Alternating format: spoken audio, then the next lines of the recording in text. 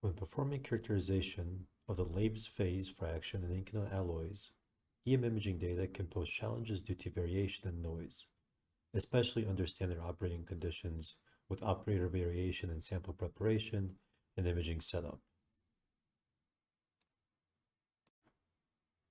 Furthermore, when measuring phase fraction, it is critical to exclude inclusions such as pores from the phase fraction calculation. In the past, this analysis would be done manually. An operator would annotate the image with the Laves and matrix phases and select any pores to be removed.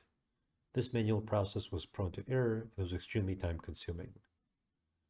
With MIPAR, operators can start with an existing data set and generate a novel artificial intelligence model for their data, or put together a conventional solution to identify the information of interest. As we apply our recipe, we see that MIPAR can quickly and accurately detect the phases, exclude the pores, and generate the measurement. Once the phases have been identified, it's relatively straightforward to then measure and output a measurement report from our data.